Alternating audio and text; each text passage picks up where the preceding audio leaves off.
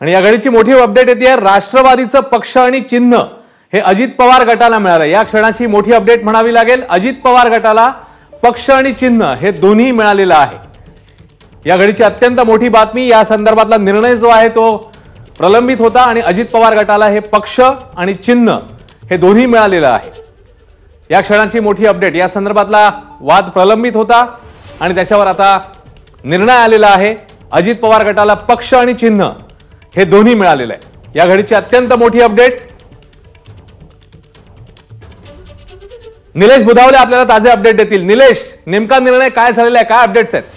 अश्विन, मागच्या जवळपास 1.5 ते 2 महिन्यांपासून राष्ट्रवादीचं पक्ष आणि चिन्ह नेमकं कुणाला मिळणार या संदर्भातली मोठी उत्कंठा होती। आता मात्र निवडणूक आयोगाच्या वतीनं पक्ष आणि चिन्ह हे अजित पवार गटाला मिळाल्याची माहिती एबीपी माझाला विश्वसनीय सूत्रांना दिलेली आहे। अगदी काही वेळातच निवडणूक आयोग या संदर्भातलं उत्तर देखील दाखल करणार आहे। मात्र या घडीची ही एक मोठी बातमी म्हणावी लागेल। खरं तर प्रत्येक मंगळवारी अजित पवार गटाच्या आमदारांची सर्व बैठक असते। सर्व जे आमदार आहेत ते सध्या देवगिरी निवासस्थानी आहेत आणि याच ठिकाणी सर्व आमदार असताना ही एक मोठी बातमी आल्याचं आपल्याला पाहायला मिळत आहे। सध्या पक्षाचे जे कार्याध्यक्ष, महाराष्ट्राचे प्रदेशाध्यक्ष आहेत सुनील तटकरे, ते देखील दिल्लीमध्ये आहेत। शरद पवार गटाचे देखील राष्ट्रीय अध्यक्ष शरद पवार हे दिल्लीमध्ये आहेत। असं सगळे घटना घडत असताना पक्ष आणि चिन्ह नेमकं कुणाला मिळणार हा एक महत्त्वाचा प्रश्न होता, कारण राज्यसभेच्या निवडणुका आलेल्या आहेत। तत्पूर्वीच एक महत्त्वाचा निकाल आता अजित पवार गटाच्या वतीनं अजित पवार गटाला मिळाल्याचं आपल्याला पाहायला मिळतंय। पक्ष आणि चिन्ह हे मागील अनेक दिवसांपासून कुणाला मिळणार ह्या संदर्भातली उत्कंठा होती, आता ती पूर्ण झाल्याचं पाहायला मिळतंय। पक्षाला अजित पवारांनाच मूळ राष्ट्रवादी हा पक्ष आणि घड्याळ हे चिन्ह मिळाल्याची माहिती समोर येते। खरं तर मागच्या अनेक दिवसांपासून शरद पवार गटाच्या वतीनं सातत्यानं सांगण्यात येत होतं की पक्ष आणि चिन्ह जे आहे ते आम्हाला मिळणार नाही, ते जाणार आहे अशी शक्यता वर्तवण्यात येते। कारण अजित पवार गटाले जे नेते आहेत, ज्या पद्धतीनं ते दाखले देत आहेत, ज्या पद्धतीनं ते माहिती सांगतायत, यावरून कुठंतरी ते त्यांनाच मिळणार आहे अशा पद्धतीची शक्यता होती। मात्र निवडणूक आयोग काय निर्णय घेणार याकडे संपूर्ण देशाचं लक्ष होतं। निवडणूक आयोगाचा हा महत्त्वाचा निर्णय आणि निवडणूक आयोगानं हे जाहीर केल्याचं आपल्याला आता समोर आल्याचं पाहायला मिळतंय। अश्विन, निलेश, या निर्णयाचे येणाऱ्या काळामध्ये काय नेमके परिणाम होऊ शकतात? शरद पवार गटासाठी हा किती मोठा धक्का आहे?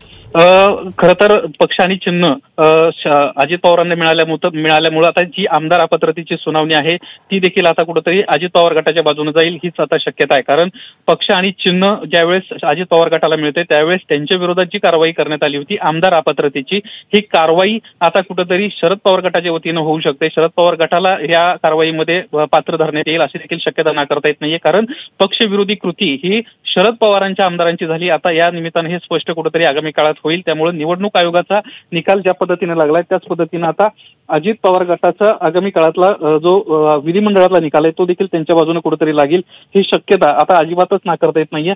लवकरच या संदर्भातली देखील घोषणा होताना पाहायला मिळणार आहे। ही देखील सुनावणी जी आहे ती पूर्ण झालेली आहे आणि कोणत्याही क्षणी त्याचा देखील निर्णय येण्याची शक्यता आहे। अश्विन, निलेश, आता पक्ष आणि चिन्ह अजित पवार गटाकडे गेले, तर मग शरद पवार गटाला आता कोणतं नाव आणि कोणतं चिन्ह मिळू शकेल या संदर्भात काही चर्चा, काही माहिती हाती आली? शरद पवार गटानं या संदर्भामध्ये अगोदरच विचार विनिमय करायला सुरुवात केली होती। त्यांच्या अंतर्गत एक महत्त्वाची बैठक पार पडली होती। याच्यामध्ये आगामी काळात जर आपलं चिन्ह गेलं तर ते नेमकं चिन्ह कुठलं असेल ह्यासाठी त्यांची एक बैठक पार पडली होती। शरद पवारांना सध्या चिन्हांसंदर्भातली एक लिस्ट तयार केलेली आहे आणि त्या माध्यमातून ते लवकरच आपलं जे पक्ष आणि चिन्ह असणार आहे हे देखील जाहीर करण्याची शक्यता आहे। अश्विन, निलेश, मग येणाऱ्या काळामध्ये जर आपण आताचा निर्णय